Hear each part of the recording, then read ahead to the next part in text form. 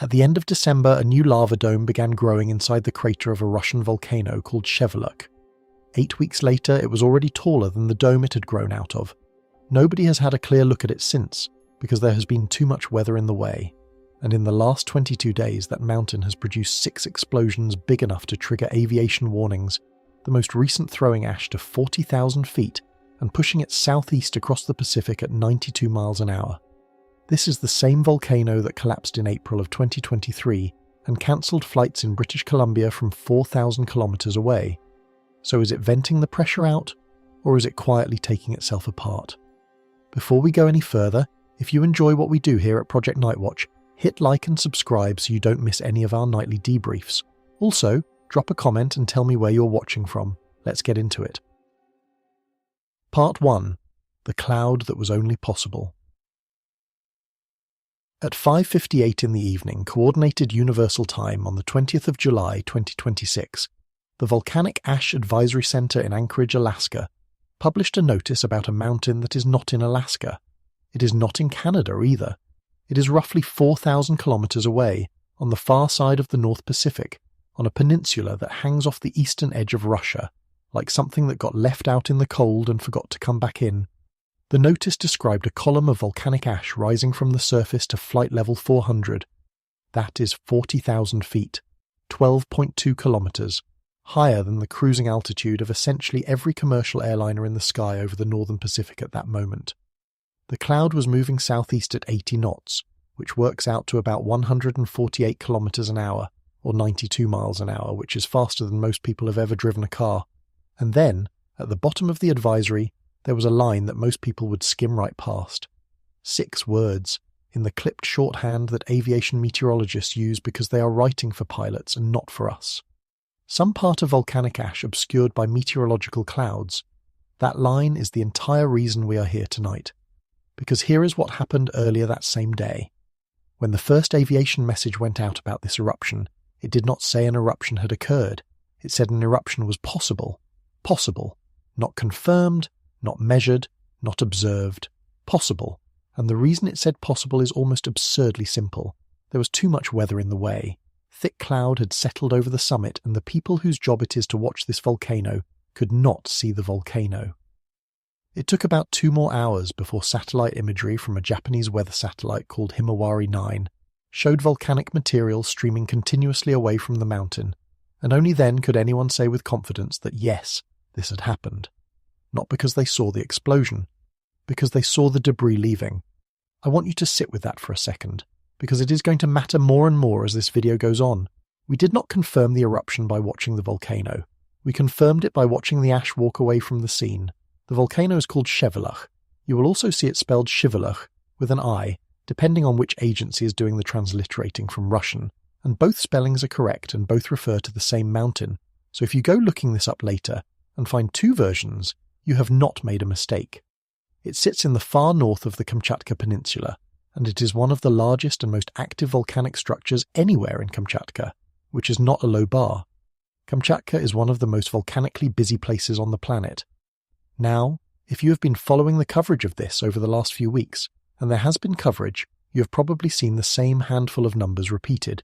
12 kilometers, 40,000 feet, aviation code raised to red, ash cloud crossing the Pacific. Those numbers are all real. I'm going to give you every one of them tonight with timestamps because that is what we do here. But I want to tell you up front that those numbers are, in a strange way, the least useful numbers in this entire story. Here is why. An ash column tells you that an explosion happened. It tells you roughly how much energy came out of the ground and how fast. It is a receipt. It is proof of a transaction that has already been completed. What it does not tell you, what it cannot tell you, no matter how precisely you measure it, is anything at all about the condition of the thing that produced it. And at Sheveluch, the condition of the thing that produced it is the whole story, because Sheveluch does not erupt the way you are probably picturing right now. When most of us imagine a volcano, we imagine an open crater, a hole in the top of a mountain. Something goes wrong down in the plumbing, pressure builds, and eventually the mountain clears its throat and throws material out of that hole and up into the air, and then the pressure is lower than it was, and things settle down. Open pipe, open top, straightforward. That is not what is happening here. Not even close. The magma at Sheveluch is andesite, and andesite is thick. Not thick like syrup, thick like cold tar, like something that has to be pushed rather than poured. It is far too stiff to flow away from the vent the way the bright orange rivers you have seen in footage from Hawaii or Iceland flow away from theirs. So when it arrives at the surface here, it does not run anywhere, it just stops. And then more arrives behind it, and that stops too, and it piles up, directly on top of the opening it came out of. Over months and years, that pile becomes a structure, a steep fractured mound of solidifying rock sitting squarely on the vent, like a cork that grew itself into place. Volcanologists call it a lava dome, which is a tidy and rather peaceful-sounding name for what is honestly one of the more unsettling objects in geology. Because here is the part that makes it unsettling. The outside of that dome cools, it hardens, it develops a crust, a carapace of solid rock that can look, from a distance and from a satellite, completely stable, reassuring even. But the inside does not cool at the same rate. The inside stays extremely hot, and it stays full of dissolved volcanic gas that has not yet had anywhere to go. So what you actually have, up there at roughly 2,500 meters, is not a mountain of rock. It is a hot, pressurized, gas-charged mass being held in place by nothing more than its own outer shell and its own shape.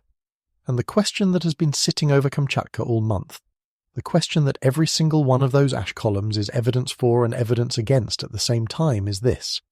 Is that structure venting itself safely, a little at a time, the way a pressure cooker lets off steam, or is each one of those explosions quietly taking another piece out of the thing that is holding it all together? The honest answer, and I am going to keep coming back to this, is that the data we have right now cannot tell those two possibilities apart. They produce the same satellite images, they produce the same advisories, they produce the same headlines with the same numbers in them. There is one measurement that would separate them, and it is the condition of the dome itself. Whether fractures inside it are spreading, whether its flanks are deforming, whether the fresh material arriving from below is loading the structure faster than the explosions are unloading it. And that measurement is precisely the one that has been unavailable, because thick cloud has been sitting on the summit, and the 20th of July eruption was initially logged as possible for exactly that reason.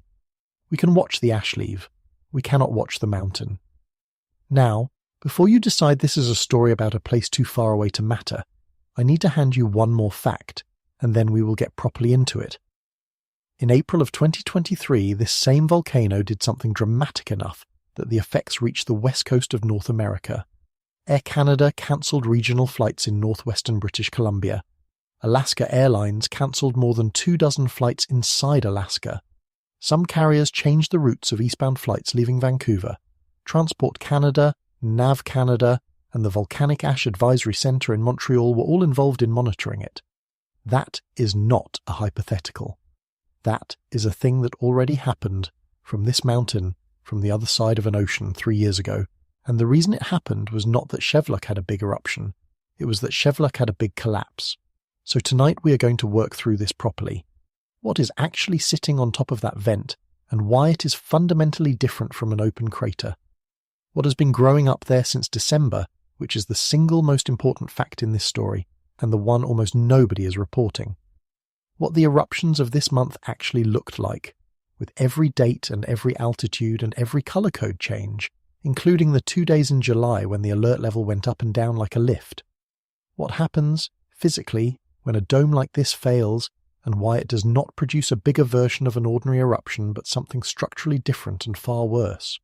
What happened in 1964, and then what happened in April of 2023, and what those two events together tell us about what this mountain does when it runs out of patience. Where the ash goes, why it is dangerous to aircraft in a way that wildfire smoke simply is not, and what it did to Canadian and Alaskan airspace the last time, and then, at the end, the thing I keep circling, the one measurement nobody can currently take, and what would have to change before anyone could take it. Because the shape of this story is not really about an eruption. It is about a volcano that keeps building something it will eventually not be able to hold up. It has done it before, it is doing it right now, and the only genuinely open question is whether the thing it is building is currently getting safer or getting worse, while the clouds sit over the summit and refuse to let anyone check. Part 2. What is actually sitting on the vent. Let me put some real dimensions on this mountain, because the scale of Sheveluch is genuinely hard to hold in your head, and the numbers change how you think about what is happening on top of it. The summit stands at 3,283 meters. That is 10,771 feet. The whole volcanic structure contains something in the order of 1,300 cubic kilometers of andesitic material. Not cubic meters, cubic kilometers. If you took that volume and spread it evenly across the entire surface of a mid-sized country, you would bury it. But Sheveluch is not one mountain. It is two, and one of them is sitting inside the wreckage of the other, and that arrangement is the reason everything else in this story works the way it does. The older structure is called Stary Sheveluch, which in Russian simply means Old Sheveluch, and it is roughly 65,000 years old. At some point in the late Pleistocene, when there were still mammoths wandering around northern Eurasia, Old Sheveluch lost its top. What is left is a caldera 9 kilometers across, and here is the detail I want you to hold on to, because it becomes enormously important later. That caldera is breached to the south. It is not a closed bowl. One entire side of it is open, like an amphitheatre, or like a bathtub with one wall knocked out. Inside that open bowl, over the last 10,000 years or so, a second volcano has been growing.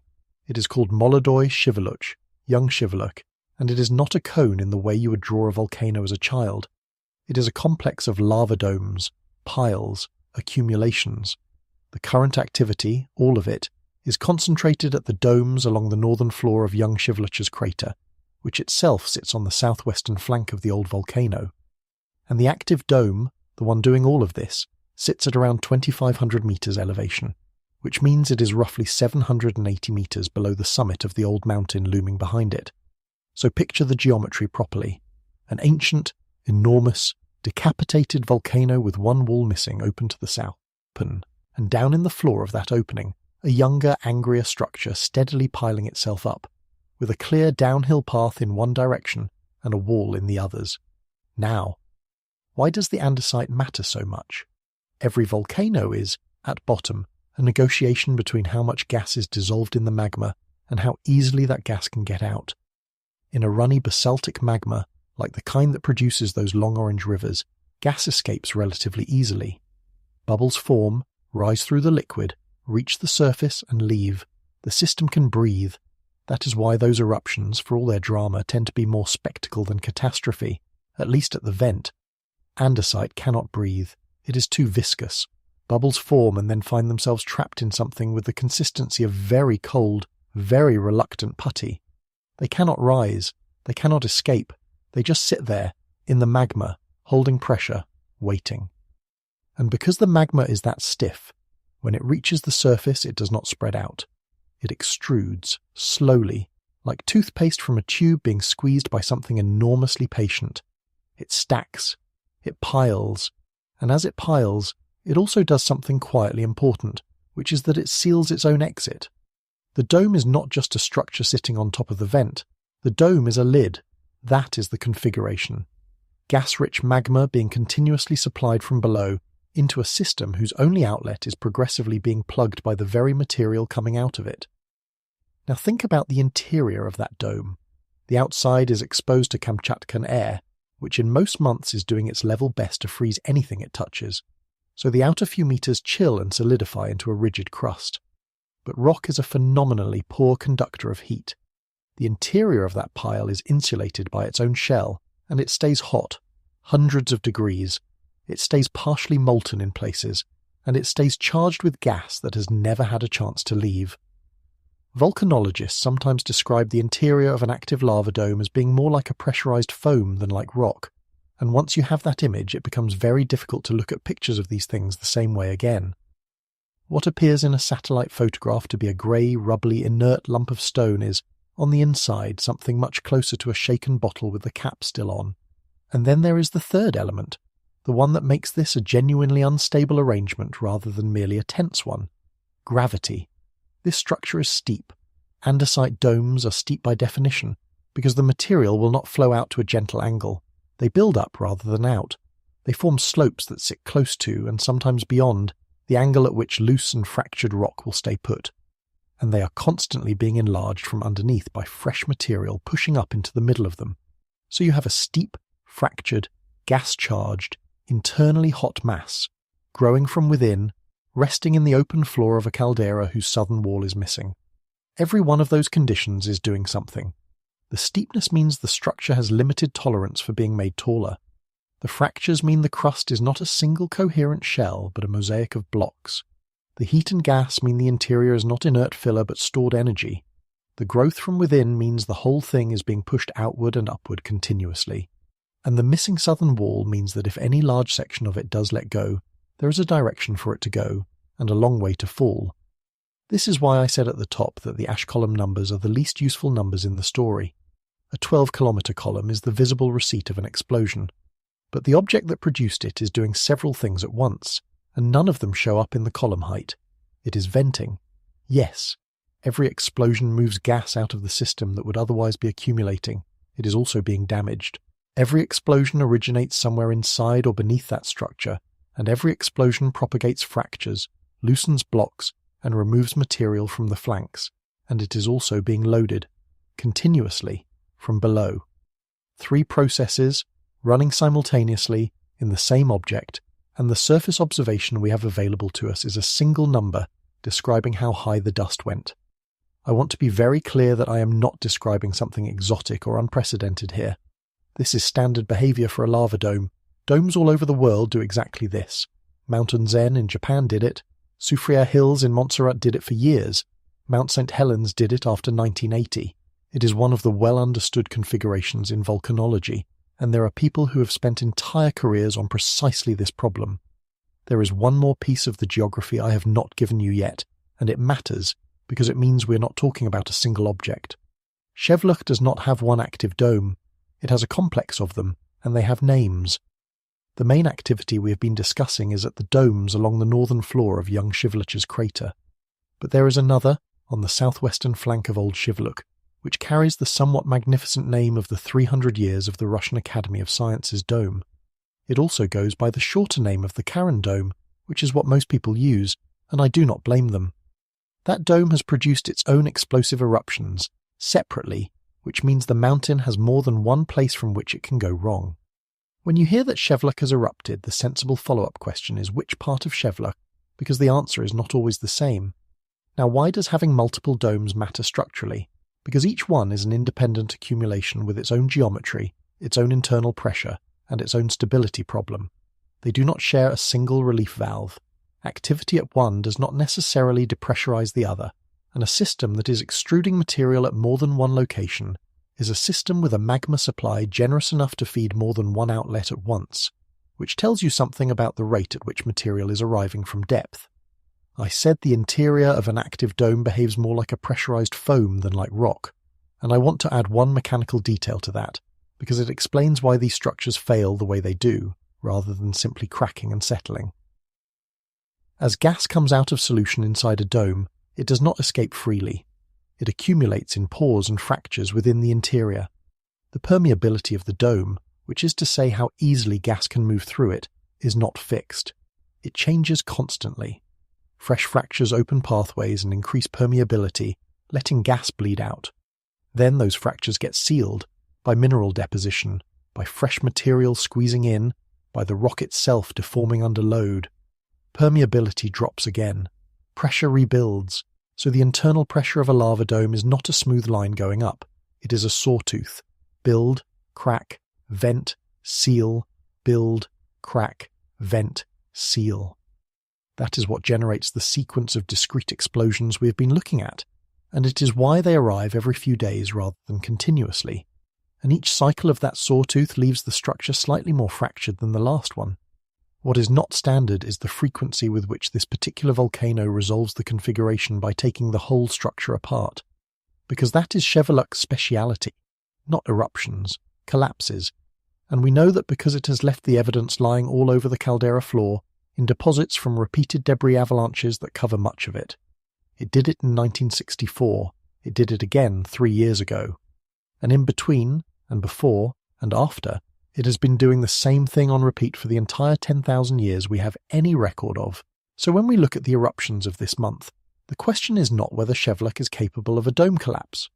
That question was settled long before anyone was around to ask it. The question is only ever what state the current dome is in, Right now, tonight, under all that cloud, and to answer that, we need to talk about what has been growing up there since December. Part 3. The dome that outgrew its own base. Here is the fact that changed how I read this entire story, and I have not seen it in a single piece of mainstream coverage of the July eruptions. At the end of December 2025, a new lava dome began extruding at Sheveluch. Not a resumption of growth on the existing dome, a new one, pushing up on the western part of the dome already occupying the crater floor of young Sheveluch. And by the end of February 2026, roughly 2 months later, that new dome was taller than the young Sheveluch dome it had grown out of. Read that again, because the timescale is the thing. In about 8 or 9 weeks, a fresh extrusion of viscous andesite went from nothing to overtopping the structure it was sitting on. That is not a slow, geological, come-back-in-a-century process. That is a rate of construction you could have watched happen if the weather had ever let you. So when we talk about the explosions of this month, we are not talking about explosions happening on some ancient, settled, well-consolidated pile of rock that has had decades to find its equilibrium.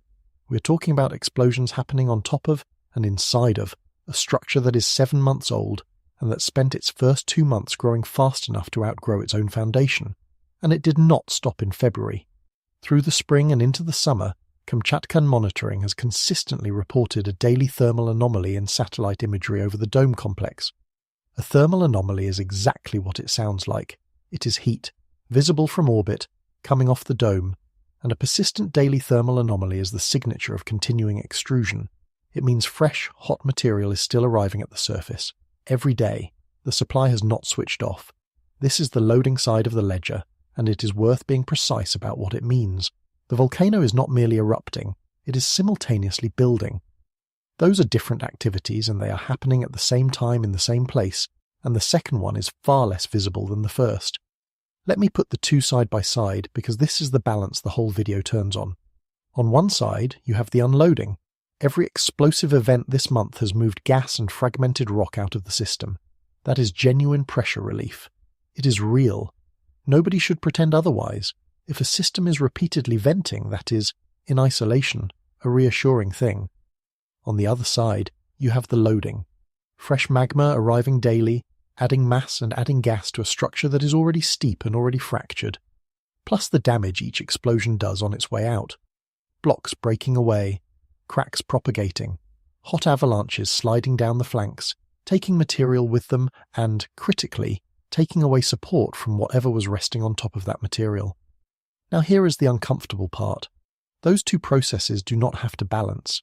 There is no law of physics that says a volcano vents exactly as much as it accumulates.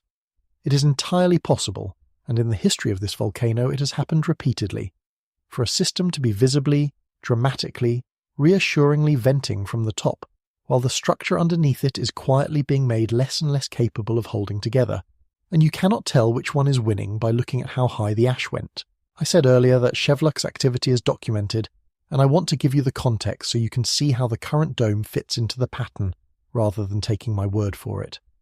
The Smithsonian's Global Volcanism Program, which is the closest thing the world has to a central registry for this sort of thing, states plainly that the current eruption period at Sheveluch began in August of 1999. Not this year, not last year, 1999. This volcano has been in a single continuous eruptive episode for more than 26 years, and that episode has consisted, in their words, of lava dome growth, explosions, ash plumes, and avalanches. So the baseline state of Sheveluch is not quiet. The baseline state is exactly what we're watching. Grow, explode, shed, grow. Which raises the obvious question. If it has been doing this for 26 years, why does this month matter? And the answer is that the pattern is not uniform. Within that 26 years, there have been stretches of relative calm and stretches of intense activity, and there have been at least 2 occasions in the modern record when the accumulate and shed cycle stopped being a cycle and became a single catastrophic event.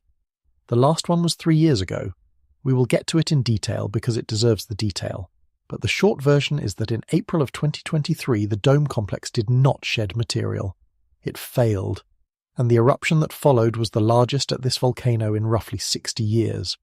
Then, and this is the detail that I find genuinely difficult to get past, within about 7 weeks of that collapse, A photograph taken on the 30th of May 2023 already shows a new lava dome growing in the crater the collapse had just created. 7 weeks. The largest eruption in 6 decades tears the top off the structure, leaves a hole where it used to be, and inside of 2 months the hole is already filling back in. That is the loop. That is what this mountain does. It does not have a resting state that it returns to. It has a construction phase and a demolition phase, and the construction phase begins again essentially immediately. So the dome that is up there tonight is the 3rd generation in this sequence, if you count from 1964. The 1964 collapse left a scarp. A dome began growing in that scarp in 1980. That complex was largely destroyed in 2023. Growth resumed within weeks, and at the end of the last December, a new extrusion began within that regrowth and outgrew it by February. Each generation builds inside the wound left by the last one. There is something almost biological about it, and I want to resist that comparison because volcanoes are not alive and do not have intentions. But the structural logic really is the logic of scar tissue. The system responds to catastrophic failure by immediately rebuilding the exact configuration that failed. And there is a run-up to July that I think gets skipped over, because June was not quiet either. In the week of the 11th to the 17th of June 2026, the Kamchatka monitoring team reported continuing eruptive activity at the lava domes along the northern crater floor of young Sheveluch. A thermal anomaly was identified in satellite images daily. On the 12th of June, ash plumes were identified drifting 30 kilometers to the southwest. 30 kilometers is a modest local plume. That is the background hum of this volcano. Then, at 4 o'clock in the afternoon on the 17th of June, explosions produced ash plumes as high as approximately 10 kilometers above sea level, which is 32,800 feet, and those plumes drifted at least 300 kilometers to the northeast. 300 kilometers. That is 10 times the reach of the plume 5 days earlier, and the aviation color code through all of that remained at orange. I point this out because it establishes the baseline properly. The step-up we have been describing in July did not come out of nowhere. Sheveluch was already producing 10-kilometer columns with 300-kilometer reach in mid-June under an orange code without generating much attention anywhere. What changed at the end of June and the beginning of July was not that the volcano started erupting. It was that the frequency tightened and the alert level started moving. Now, does any of this mean a collapse is imminent? No.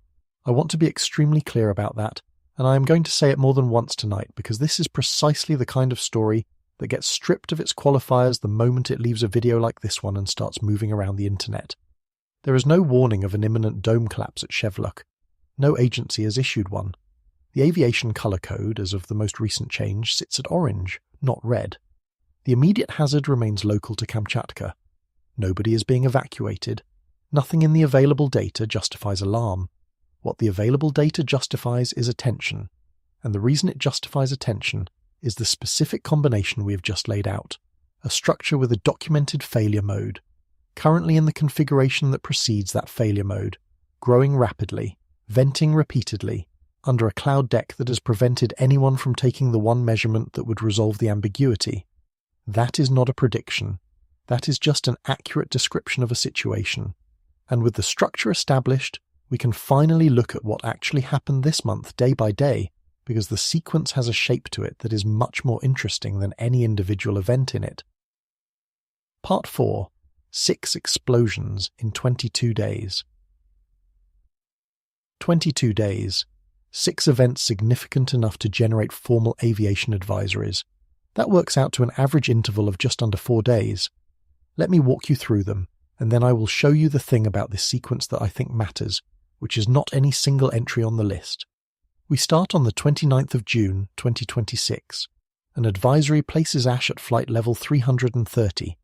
That is 33,000 feet, or about 10.1 kilometers, and the cloud is extending to the northwest. On the 3rd of July, explosions send ash to 10.5 kilometers above sea level, 34,400 feet. And at 9:56 in the evening, Coordinated Universal Time, the Kamchatka monitoring team raised the aviation color code from orange to red.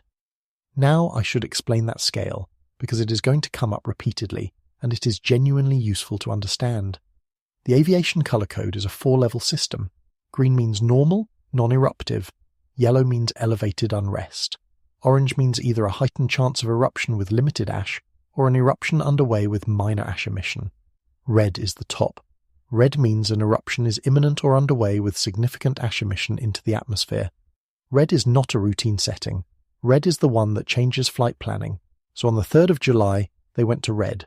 And then, at 2:58 in the morning on the 4th of July, roughly 5 hours later, they lowered it back to orange, because no further ash explosions were observed. 5 hours, up to the top of the scale and back down again in a single night. Then the 5th of July, and this is the largest event of the month by most measures. Video observations, actual footage rather than inference from satellite, confirmed an explosion lasting approximately 10 minutes.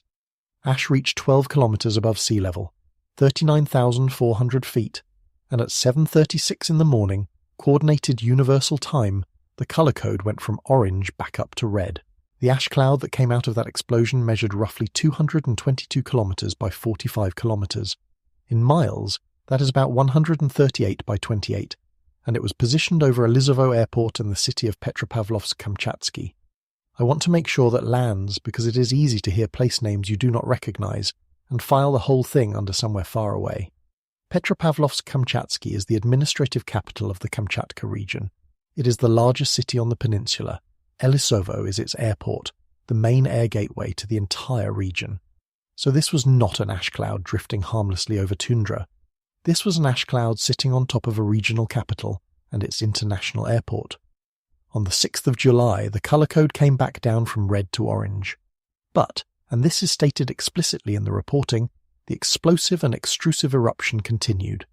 The alert level dropped. The eruption did not stop.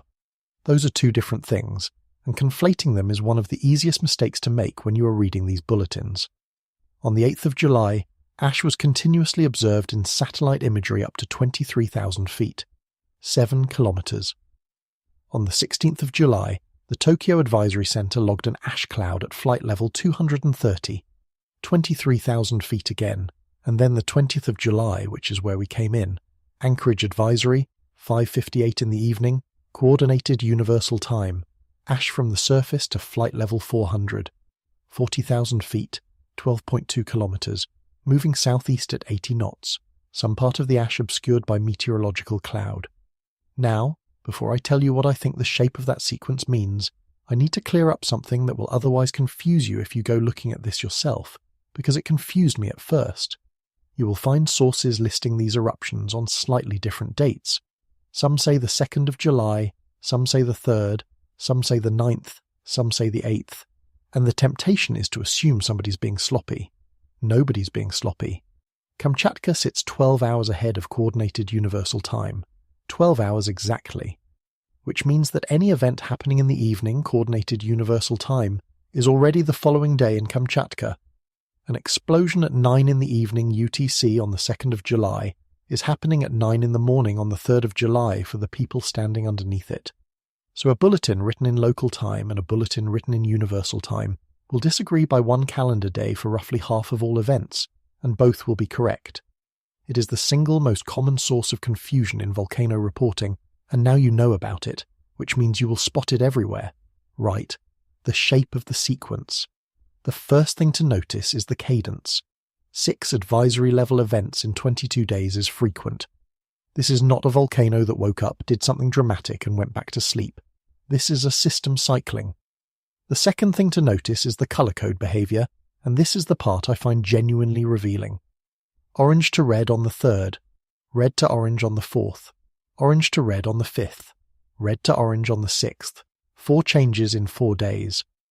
Now, you could read that as an agency that cannot make up its mind. I would encourage you to read it the other way.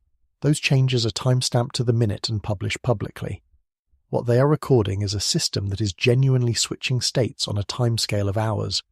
Pressurize, vent, quieten, pressurize, vent, quieten. The monitoring team is not being indecisive, the mountain is being unstable, and the color code is faithfully tracking it. And the third thing to notice, which is the thing I actually want you to take away, is what the column heights do across the whole sequence. 10.1 kilometers, 10.5, 12, 7, 7, 12.2. They go up, they go down, they go up, but they do not trend. There is no escalation. The largest event of the month, on the 5th, produced a column roughly the same height as the most recent event on the 20th, 15 days later. Whatever else is happening at Sheveluch, the explosions are not getting progressively more powerful, and that is, genuinely and honestly, the single most reassuring fact in this entire video. Because if a dome were being progressively destabilized, and if the system were building toward a failure, you might reasonably expect the explosions to intensify as the confining structure weakened. A flat height profile across 3 weeks is much more consistent with a system in something like equilibrium. Pressure accumulates, pressure is released, repeat, no net change. I want to give that argument its full weight, because I think it is the strongest case for the boring interpretation, and the boring interpretation is very often the correct one in volcanology. Most restless volcanoes stay restless. Most domes that are shedding material continue to shed material. The overwhelming statistical likelihood, on any given day, is that tomorrow looks like today. But here is where I have to hand the argument back, because there is a counterweight to it that is just as real. A flat column height profile tells you about the size of the explosions. It does not tell you about the state of the structure. Those are, once again, different measurements. It is entirely possible for a dome to produce a completely steady, unremarkable, non-escalating series of moderate explosions right up until the moment a section of it lets go, and for the last explosion before the collapse to look exactly like the 40 explosions that preceded it. In fact, that is closer to the norm than the exception. Dome collapses are frequently not preceded by an obvious crescendo. They are preceded by weeks or months of exactly this kind of routine, and then the geometry reaches a threshold and the routine stops mattering. Which brings us back again to the thing this entire story keeps returning to. The column heights are flat. Good. That is real information, and it is genuinely encouraging. It is also not the information we need. The information we need is whether the structure that produced those flat, unremarkable, reassuringly consistent columns is itself getting stronger, staying the same, or quietly coming apart. And nothing in that list of 6 events, and nothing in the flatness of that height profile can tell us which. Part 5. Red, orange, red, orange. There is a warning that has been running underneath all of this, quietly, all month, and I do not think enough attention has been paid to it. Throughout this period, the Kamchatka monitoring team has maintained a standing advisory stating that ash explosions to 12 kilometers above sea level could occur at any time, and that ongoing activity could affect international and low-flying aircraft. At any time, not could escalate to, not may develop toward, could occur at any time. That phrasing is doing something specific. It is an acknowledgement that the system is not currently forecastable in the short term. When a monitoring agency tells you an event of a given size could happen at any moment, what they are telling you is that they cannot see a precursor sequence they could use to warn you in advance. The system is in a state where the next large explosion is not something they expect to watch approaching. It is something they expect to observe having happened, and that standing warning has remained in place while the color code has moved up and down, which means the color code changes are not really statements about future risk at all. They are statements about present activity. Red means ash is going up right now. Orange means it currently is not, or not much. Neither one is a forecast. This is a distinction worth internalizing, because it is exactly the kind of thing that gets lost in translation between a technical bulletin and a headline. When you see a story saying the alert level has been lowered, the intuitive reading is that the danger has decreased. What actually happened in this case on the 6th of July is that the ash emission at that particular moment had decreased, while the explosive and extrusive eruption continued, and the standing anytime warning remained fully in force. The alert went down. The situation did not change. Now, I have seen this pattern of color code oscillation used as the basis for a claim that I want to address directly, because it comes up every single time a monitoring agency does something that looks inconsistent from the outside. The claim is that agencies know more than they are saying, that the flip-flopping is evidence of internal disagreement being managed for public consumption, or that somebody is sitting on an assessment of an imminent collapse and releasing it slowly, or not at all. I understand the instinct. When institutions communicate in fragments and technical shorthand, it is natural to suspect the fragments are hiding a hole, and there are genuine historical cases where volcanic risk was downplayed for political or economic reasons, so it is not a paranoid instinct. It has a track record. But look at what actually happened here. because the record does not support that reading at all. They raised the alert to red on the 3rd of July at 9:56 in the evening. They published that, with a timestamp accurate to the minute. When the ash stopped, they lowered it at 2:58 in the morning and published that too with the reason attached. When it started again on the 5th, they raised it to red a second time within 72 hours at 7:36 in the morning and published that as well.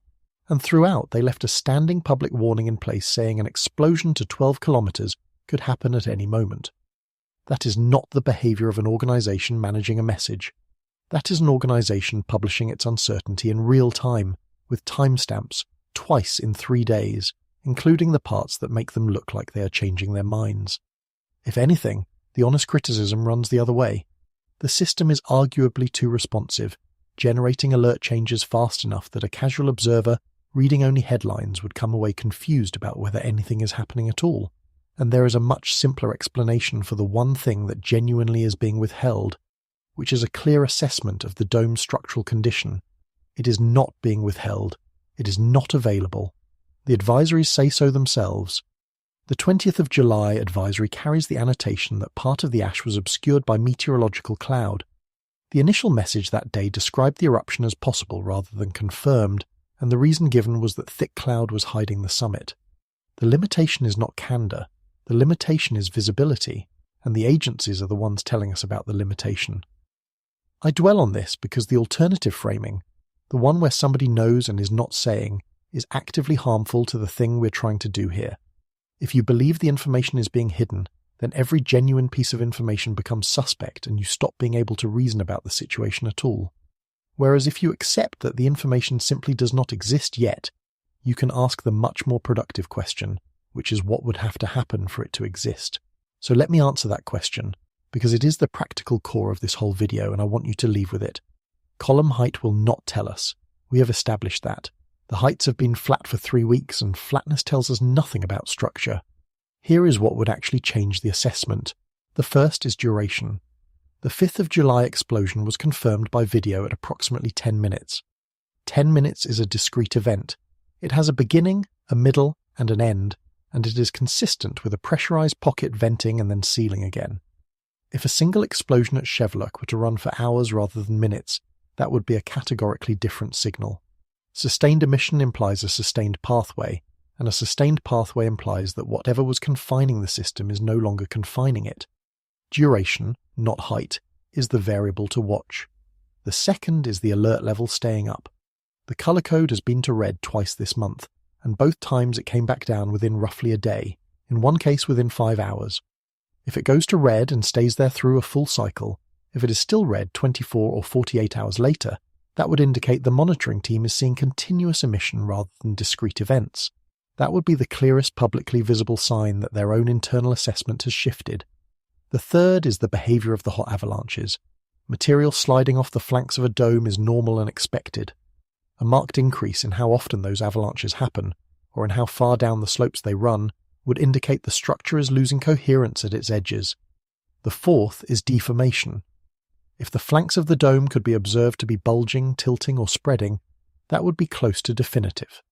That is the measurement that has historically preceded major dome and flank failures elsewhere. It is also the measurement most thoroughly blocked by cloud. And the fifth is seismicity. A step change in the pattern of earthquakes directly beneath the dome, particularly a shift toward the low-frequency signals associated with fluid movement, would indicate a change in how magma is moving into the structure. And we do not have to imagine what a step change looks like at this volcano, because there is a recent example on the record, and it is worth laying alongside the July events for comparison. In November of 2024, between the 7th and the 10th, Sheveluch produced a strong explosive eruption. The description in the official record begins at 7:19 in the evening, and the phrasing is unusually vivid for a technical bulletin. A strong explosive eruption began, and the entire volcanic complex was incandescent. The entire volcanic complex, glowing, incandescent pyroclastic flows descended the western flank. Ash plumes rose to between 7 and 12 kilometers, which is 23,000 to 39,400 feet, and drifted as far as 300 kilometers to the east and northeast, causing ashfall in Kamchatka, which sits 100 kilometers to the southeast, and at Cape Africa. and in Kluchi, 50 kilometers away, residents observed lightning inside the plume, heard the explosions, and according to a news account felt a shockwave. Lightning in a volcanic plume is worth 30 seconds, because it is not weather. It is generated by the plume itself. As ash particles collide and fragment inside a rising column, they exchange charge, and the column separates that charge with height until it discharges. Volcanic lightning is, in effect, an electrical readout of how vigorously material is being fragmented and lofted. It tends to accompany the more energetic events.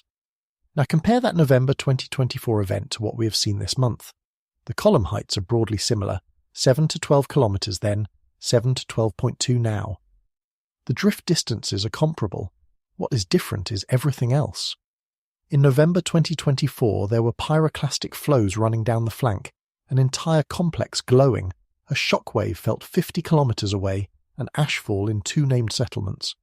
Nothing in the July 2026 sequence has been reported at that intensity, which cuts in the reassuring direction, and I want to give it that weight. By this volcano's own recent standards, the current sequence is frequent but not especially violent. Sheveluch has done considerably more than this within the last 2 years, without it leading anywhere catastrophic. Notice what all 5 of those have in common. Not one of them is the thing being reported in the headlines. The headlines report altitude, because altitude is a single number that a satellite can produce reliably through cloud, and because a number with the word 1,000 in it makes a better headline than a paragraph about avalanche frequency. The consequence is that the public conversation about this volcano is being conducted almost entirely in terms of the one variable that has the least diagnostic value. I do not think that is anyone's fault exactly. It is a structural feature of how this information moves. The measurement that is easiest to obtain and easiest to communicate becomes the measurement everyone discusses, whether or not it is the measurement that matters. But it does mean that if you are trying to actually understand what is happening at Sheveluch, rather than simply track that something is happening, you have to deliberately ignore the number everyone is leading with and go looking for the ones almost nobody is publishing. And that brings us to the part of this I've been building toward. Because so far we have talked about a structure that might fail, and I have used words like collapse and failure fairly casually, as though we all agree on what they mean. We should be precise about it. Because what happens when a lava dome like this one comes apart is not what most people imagine, and the difference between the imagined version and the real version is the difference between a dramatic event and a lethal one. Part 6. What happens when a dome lets go. Imagine holding a bottle of carbonated water that has been shaken and then left to settle. The gas is still dissolved in there, under pressure, held in solution by the cap. Nothing is visibly happening. The bottle looks like a bottle. Now take the cap off. What happens is not that the water slowly begins to fizz. What happens is that the sudden removal of pressure causes gas that was dissolved throughout the entire volume to come out of solution more or less simultaneously, expanding as it goes, and the resulting foam drives the liquid up and out with far more energy than you would expect from something you were just holding calmly in your hand. That process is called decompression, and it is the single most important concept in this video. Now scale it up. Instead of a bottle, you have a mass of gas-charged, partially molten andesite. Instead of a cap, you have several hundred vertical meters of solidified dome rock sitting on top of it, and the confining pressure of that rock is what has been keeping the gas dissolved. And instead of unscrewing the cap, a section of the dome slides off. The pressure on the magma underneath does not decrease gradually. It decreases in seconds, and the gas that was held in solution by that pressure comes out of solution across an enormous volume essentially at once. It expands violently. It shatters the magma around it into fragments, which is the process volcanologists call fragmentation, and what a moment earlier was a coherent hot mass becomes a rapidly expanding mixture of gas and rock particles. Here is the crucial detail, and it is the reason dome collapses are so much more dangerous than they sound. The direction. In an ordinary explosive eruption, the confinement is the walls of the conduit, and the only direction the material can go is up. That produces the classic column, the mushroom, the thing that looks impressive in photographs and drops ash on everyone downwind. Dangerous, certainly, but the energy is going into the sky. When a dome collapses, the confinement is removed sideways. A section of the flank departs, and the exposed face of the pressurized interior is now pointing horizontally, out across the landscape. So the decompression blast is directed laterally. It goes out, not up. And it goes out with the collapsing dome material entrained inside it.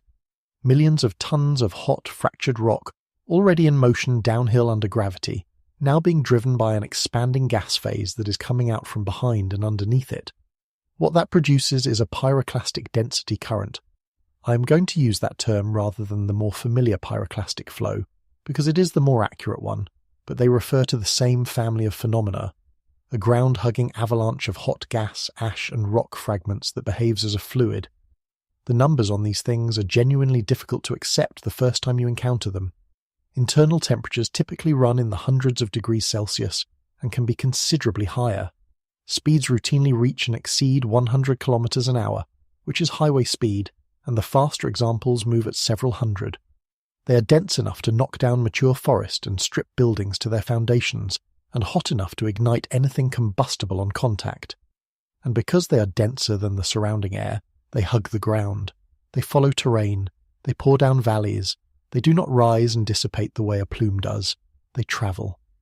At Sheveluch, we have a measured figure for how far. In November of 2024, during a strong explosive eruption at this volcano, pyroclastic flow deposits were reported extending more than 10 kilometers to the west. 10 kilometers. And that was not a major dome collapse. That was an explosive episode within the ongoing eruption. There is no outrunning that. I want to be direct about it because the phrase "you cannot outrun it" gets used loosely, and here it is literal. A person running flat out manages perhaps 25 kilometers an hour for a short distance. A vehicle on a good road might manage 100. A pyroclastic density current descending a volcano is not on a road, is not slowed by terrain in the way a vehicle is, and has a head start measured in the time it takes you to understand what you're looking at. The historical record on this is unambiguous and grim, and I have discussed it before in other contexts, so I will keep it brief. The eruption that gave this eruption style its name, at Mount Pelée on Martinique, destroyed the city of Saint-Pierre in a matter of minutes. The survivors could be counted on very few hands out of a population in the tens of thousands. That is where the term Peléan comes from, and it is worth knowing that the classification is named after the event that taught volcanology what these flows actually do. And post-eruption satellite analysis classified Sheveluch's April 2023 eruption as exactly this, a Peléan eruption, a dome collapse-triggered lateral blast. So this is not a theoretical hazard class that I am importing from elsewhere to make a point. This is the documented, classified, satellite-analyzed behavior of the specific volcano we are discussing 3 years ago. Now let me connect this back to the geometry we established earlier, because the two fit together in a way that is more than a little uncomfortable. Remember the shape of the mountain. Old Sheveluch, decapitated, with a caldera 9 kilometers across that is breached to the south, one wall missing, and inside that opening, on the crater floor of young Sheveluch, the active dome complex. Now think about where a lateral blast from that dome would go. In 3 directions it meets caldera wall. In the 4th, it meets nothing at all, because that wall is not there. It has an open, downhill, unobstructed path to the south, which is precisely the direction in which the 2023 collapse went. The mountain has, in effect, a preferred direction, and it has had one for tens of thousands of years, and it demonstrated that it still has one as recently as 3 years ago. This is also why the debris avalanche deposits cover so much of the caldera floor. That floor is where the material goes, every time. I should be careful here to distinguish 2 things that get conflated. A debris avalanche is the physical mass of collapsed dome and mountain material sliding downhill. A pyroclastic density current is the hot, gas-driven cloud that the decompression generates. In a major dome collapse they occur together, the avalanche providing the mass and the decompression providing the energy, and they interact, but they are not the same thing. The avalanche is what buries. The current is what burns and what travels furthest. There is a third member of this family that sits between the two, and it is the one Sheveluch produces most often, so it is worth naming. A block and ash flow. A block and ash flow is what happens when a piece of a dome fails without a large-scale decompression event. A section becomes oversteepened, gravity takes it, and it comes apart as it descends, generating a hot avalanche of dome fragments and ash. It is the same family of phenomenon as a pyroclastic density current, and it is lethal at close range, but it is smaller, more local, and driven mostly by gravity rather than by explosive expansion. Block and ash flows are the routine. They are listed in the official description of what this volcano has been producing since 1999, alongside the ash plumes and the dome growth. Every time you read about hot avalanches descending the slopes at Sheveluch, this is what is being described, and here is why that matters for the argument we're building. A block and ash flow is, in miniature, exactly the process we're worried about at scale. A piece of the structure becomes unstable and departs. The only difference between the routine version and the catastrophic version is how much departs at once, and whether enough confining load is removed to trigger the decompression of the pressurized interior. There is not a bright line between them. There is a continuum, and the volcano moves along it, which means every hot avalanche at Sheveluch is simultaneously a minor hazard in its own right, and a small piece of information about how coherent the dome still is. And, less comfortably, each one also slightly changes the geometry of what remains, removing support from material above it. Both of them are already written into the landscape at Sheveluch. The deposits are there, you can see them from orbit, which is what makes the current situation so specifically uneasy. And I want to bring us back to where we started before we go any further into the history. Everything I have just described is what the structure over that vent is capable of doing. Not what it will do, not what it is about to do, what it is built to do, and what it has done, and what the terrain around it is shaped by. And the 6 explosions of this month are, once again, ambiguous with respect to all of it. Every single one of them released pressure that would otherwise still be sitting inside that structure, and every single one of them also worked on the structure, propagating fractures, loosening blocks, shedding material from the flanks that was supporting material above it. The mechanism I have just described does not require a dramatic build-up to initiate. It requires a geometry that has reached a threshold. And the thing about thresholds is that from the outside, right up until they are crossed, everything looks exactly like it did the day before. So we know what failure looks like when it happens here. We know the direction it would go. We know what it did the last time. We just do not know where in the process we currently are. And to understand why that last question is so hard and why it matters so much, we need to go back and look properly at the 2 occasions in living memory when this mountain answered it for us. Part 7, 1964, and the wound that became a nursery. 1964. The year is worth pausing on for a moment for context. Kamchatka at that point was one of the most closed places on Earth, a heavily militarized zone of the Soviet Union that foreign scientists could not visit and about which very little information traveled outward. Whatever happened there happened largely unobserved by the wider world, and what happened at Sheveluch was a major south flank collapse during a Plinian explosion. Those 2 phrases sitting next to each other in a single line of a Smithsonian summary describe the event that created the modern volcano. A Plinian explosion is the large, sustained, vertically directed kind named for Pliny the Younger, who wrote the surviving eyewitness account of Vesuvius in 79 of the Common Era. It is the high column, the widespread ashfall, the eruption style that shows up in the geological record as a distinct layer over enormous areas, and a south flank collapse is exactly what we described in the last section. A section of the mountain departing in the direction where the wall is missing. The 1964 event did both, and what it left behind was a scarp, a great open scar in the southern side of the volcano where the material used to be. Now here is the part that closes the loop, and I find this genuinely remarkable. In 1980, 16 years later, a new lava dome began to form inside that scarp. That dome is young Sheveluch, the structure that has been at the center of everything we have discussed tonight, the one that has been growing and exploding and shedding material for the last 4 decades, exists because the 1964 collapse made a hole for it to grow in. The wound became the nursery, and from 1980 onward, the record describes repeated episodes of dome formation and destruction. Formation and destruction. Over and over.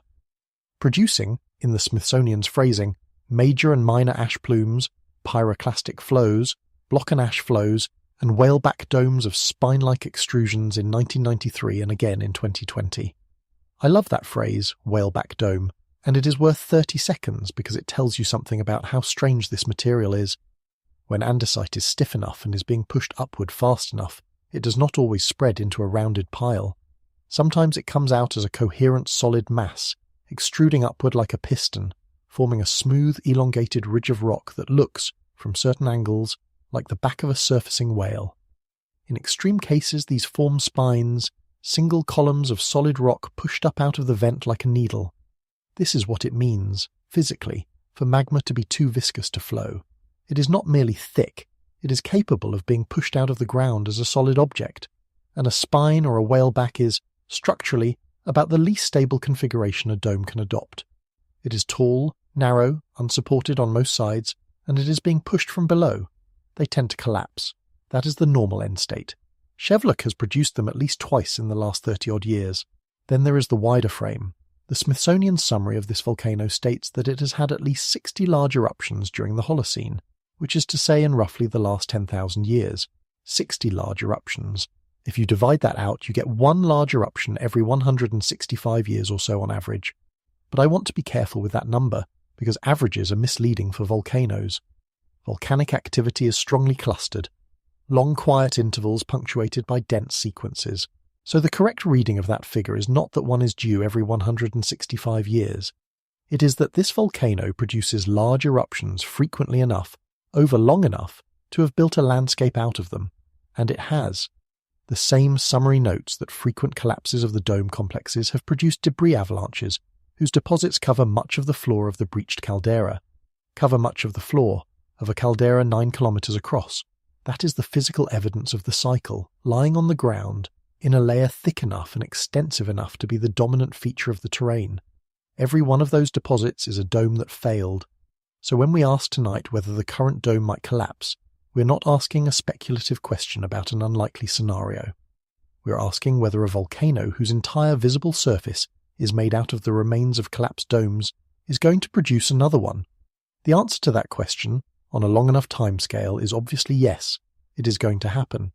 The only open questions have ever been when, and how big, and whether anyone is watching when it does. I want to return to the 26-year figure here, because it reframes everything. The current eruption period at Sheveluch began in August of 1999 and has not ended. It has been going for more than a quarter of a century, and across that period the activity has consisted in the official description of lava dome growth, explosions, ash plumes, and avalanches. Which means the 6 events of this July are not the eruption. They are 6 moments inside an eruption that has been running since before some of you watching were born. That is a strange thing to hold in your head. We tend to think of eruptions as events, with a start and a finish, something that happens and then is over and gets a date attached to it. Sheveluch has been erupting for 26 years. What changes is not whether it is erupting, but what it is doing while it erupts. And right now what it is doing is building a new structure fast while venting from it frequently. And that is the connection I want to make before we move to 2023. The reason 1964 matters is not as history. It matters because it established the template that the current dome is following. Collapse, scar, regrowth in the scar, repeated formation and destruction, and eventually another collapse. We are somewhere inside that loop right now. The dome up there tonight is not a novel situation requiring novel interpretation. It is the 3rd or 4th iteration of a process this mountain has run through so many times that the debris is the landscape, which means the question we have been circling all night, whether these July explosions are relieving the structure or degrading it, has been answered before at this exact volcano, twice in the modern record, and the second time was recent enough that we have satellite imagery of it. Part 8. The 11th of April, 2023. 54 minutes past midnight local time on the 11th of April, 2023. That is when the main explosive phase began. The Smithsonian records the eruption as running from the 10th to the 13th of April, so there was activity leading in and activity following. But the moment the situation changed was in the small hours of the 11th, when most of the people who would spend the next several days dealing with the consequences were asleep. The trigger was the collapse of the lava dome, and it went south. The direction we would expect, the direction the wall is missing. What followed was the largest eruption at this volcano in approximately 60 years, which places it directly alongside 1964 as the other bookend of the modern record. The plume is reported to have reached approximately 20 kilometers in altitude. Let me contextualize that against everything we have discussed tonight, because the comparison is the point. The events of this July have produced columns of 10.1, 10.5, 12, 7, 7, and 12.2 kilometers. The largest of those, 12.2, is a little over half the height of the April 2023 column. And I want to be careful here, because there is a temptation to look at 20 versus 12 and think, well, that is not even double. It is not a huge difference. It is an enormous difference. Column height does not scale linearly with eruption power. The height a plume reaches goes roughly with the fourth root of the thermal energy being delivered into the atmosphere, which is a fancy way of saying that to make a column meaningfully taller, you have to make the eruption vastly more energetic. Take that as an approximation rather than a precise measurement of these specific events, but the implication holds. A 20-kilometre column is not something like 1.5 times a 12-kilometre column. It is something on the order of 7 or 8 times the eruptive power. 20 kilometres also puts material into the stratosphere, above the weather, where it is no longer efficiently rained out and can persist and circulate for far longer than material injected into the troposphere. The ash cloud from that eruption spread over roughly 108,000 square kilometres. That is a number that means very little in the abstract, so let me place it. 108,000 square kilometres is larger than Portugal. It is larger than the state of Ohio. It is roughly the size of Iceland. That is the area of ground and ocean underneath a single cloud, produced by a single volcano in a single night. And underneath part of that cloud was the village of Kluchi. Kluchi sits about 50 kilometres southwest of Sheveluch. 50 kilometres is not close. If you were standing in Kluchi on a clear day, you would see the volcano as a feature on the horizon, not as something looming over you. Approximately 8.5 centimetres of ash fell on it. 8.5 centimetres, 3 1/3 inches, at 50 kilometres distance. I want you to think about what that actually means practically, because ashfall is one of those hazards that sounds mild and is not. Volcanic ash is not soft. It is pulverized rock and volcanic glass, and it is dense. Wet volcanic ash weighs on the order of a ton per cubic metre. 3 inches of it across a roof is a serious structural load, and roof collapse is one of the leading causes of injury and death in ashfall events, particularly if rain follows the ash and the deposit takes on water. It contaminates water supplies, it destroys crops and pasture, and it kills livestock that graze on coated grass because it abrades and clogs the digestive tract. It gets into engines, into filters, into electrical systems. It causes respiratory problems that persist long after the visible ash has been cleared. It is abrasive enough to damage anything with moving parts, which in a modern settlement is essentially everything. 3 inches at 50 kilometres is a serious event for the people it lands on. Now, the human consequences of this eruption were, mercifully, limited. Kamchatka is one of the most sparsely populated regions on the planet. There are more bears than people across most of it. The area around Sheveluch is not a place where large numbers of people live within reach of a pyroclastic density current, which is the single most important reason the April 2023 eruption is a scientific event in the record rather than a humanitarian catastrophe in the headlines. That is worth stating plainly. Sheveluch is not dangerous to large numbers of people because of where it is. If this volcano, with this behaviour, this frequency, and this eruption style, were located in a densely populated region, it would be one of the most closely watched and most feared mountains on Earth. We have talked before on this channel about volcanoes where that geographical luck runs the other way. The unrest at Kamchatka that we covered on the 14th of July is the clearest example, a system where the hazard is not exceptional by volcanic standards, but the exposure is extraordinary, with a large population living directly on top of it, and no dramatic cone to remind them of what they are standing on. And the flank collapse and tsunami risk we went through on the 12th of July at Anak Krakatau is the other half of the same lesson, which is that the mechanism does not have to be the largest possible eruption to be lethal. It only has to be pointed at somewhere that people are. Sheveluch has the mechanism. It does not at present have the exposure, but the ash does not respect that.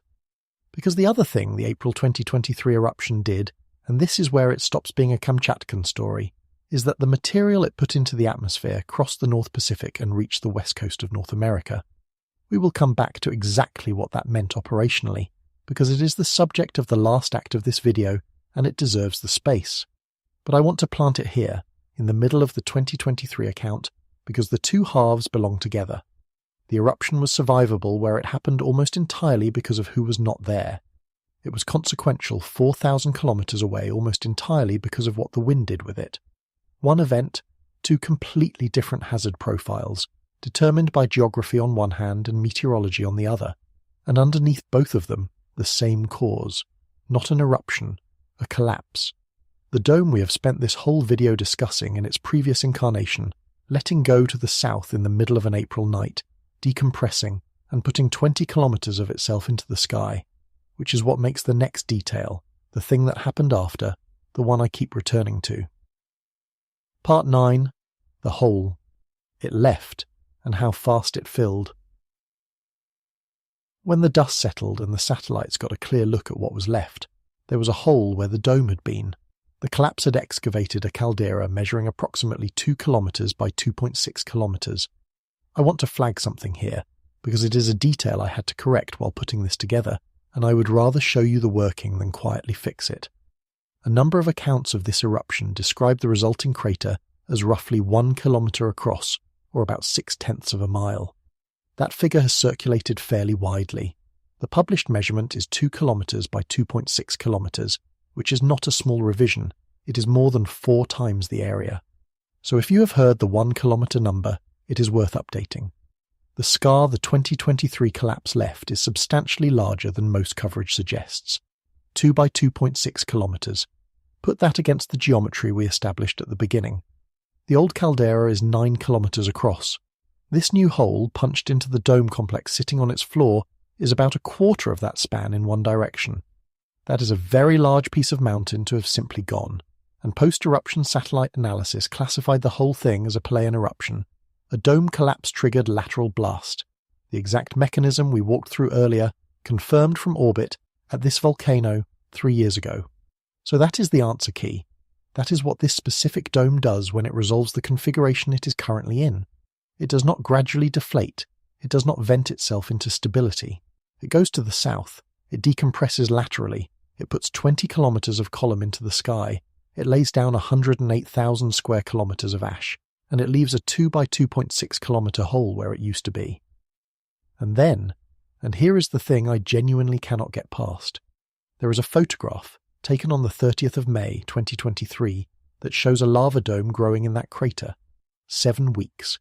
7 weeks after the largest eruption at this volcano in 60 years tore the dome complex apart and left a caldera in its place. There was already a new dome visibly growing in the bottom of it. I find that harder to sit with than any of the destruction numbers, and I have thought about why. I think it is because the destruction is comprehensible. A structure becomes unstable, it fails, energy is released, there is a hole. That is a story with an ending. The system did something dramatic and then it was done. But it was not done, it never stopped. Within the time it takes to get through a season, the same process that had produced the failed dome was producing the next one, in the crater the failure had just made, and there is no indication anywhere in the record that the system paused to consider what had happened. The magma supply did not know there had been an eruption. It just kept arriving. That is the loop, and now you can see the whole shape of it. 1964, collapse, scarp. 1980, new dome begins in the scarp. 4 decades of formation and destruction, including whaleback extrusions in 1993 and 2020. April 2023, that complex fails catastrophically, leaving a 2 by 2.6 kilometer caldera.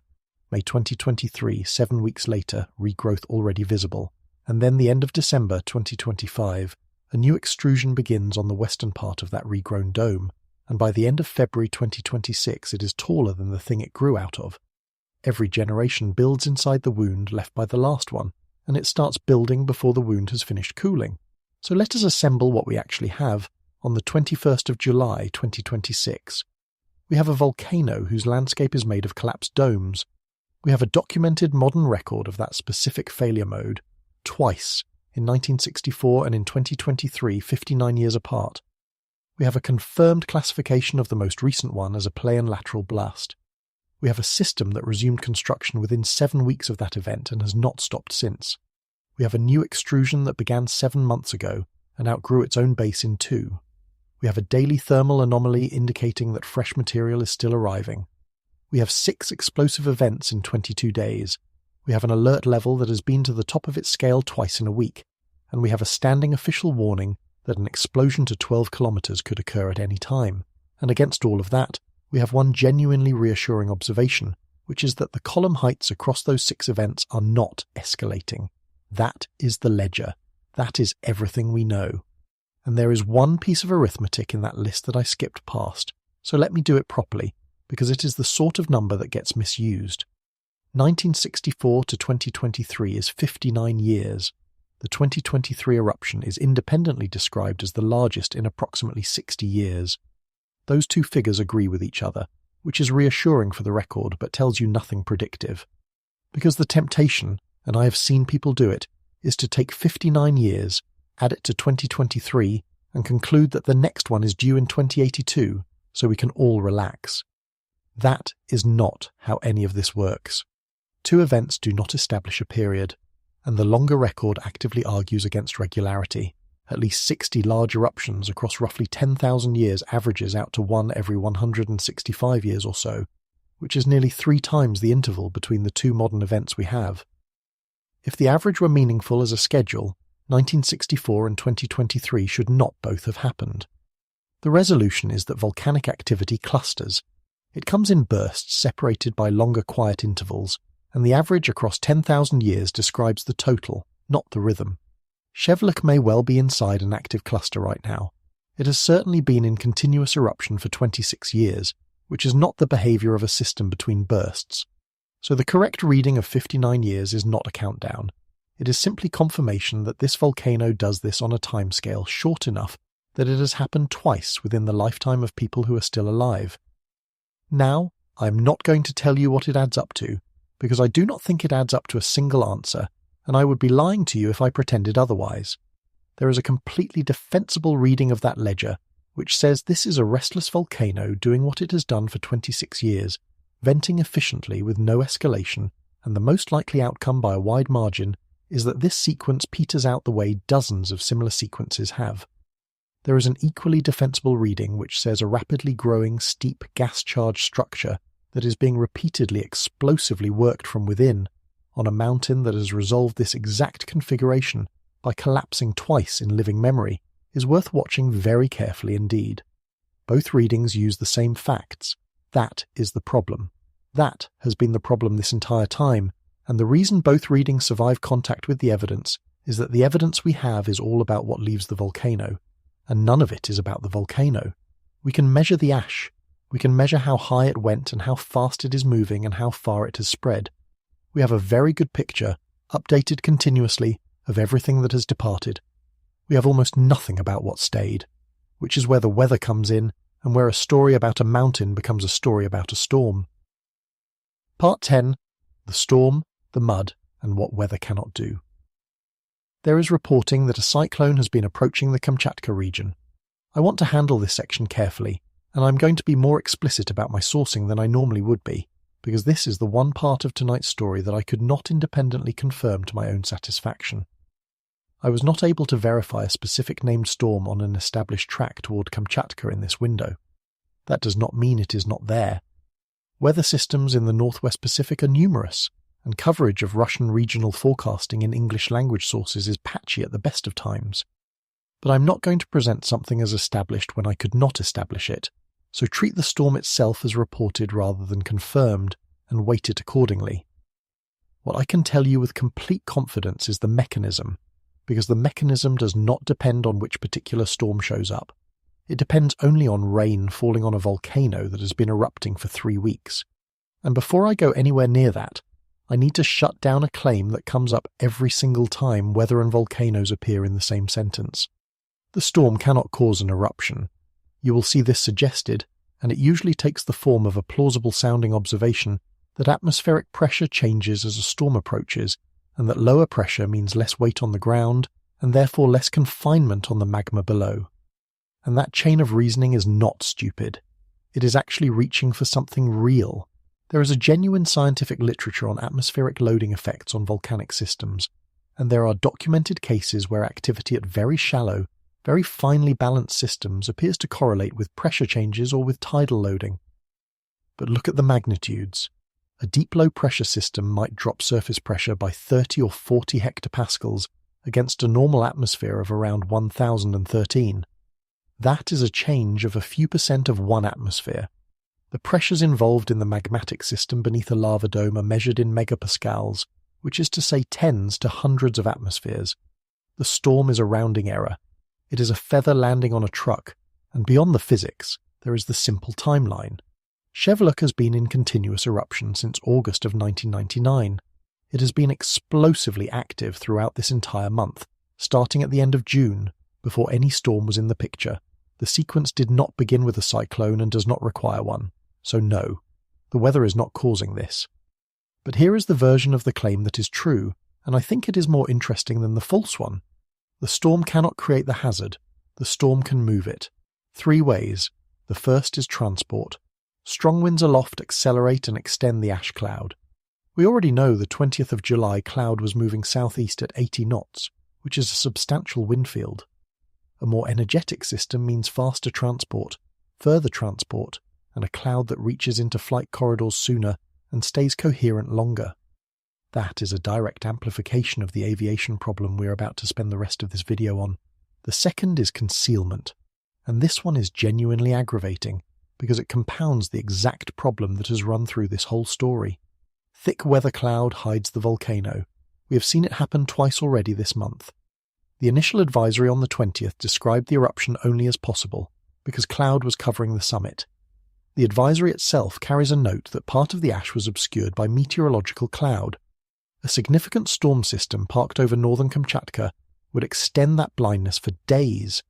So the weather does not make the volcano more dangerous, it makes the volcano less observable, which, given that the entire uncertainty in this story comes from not being able to see the dome, has a similar practical effect on how much we know.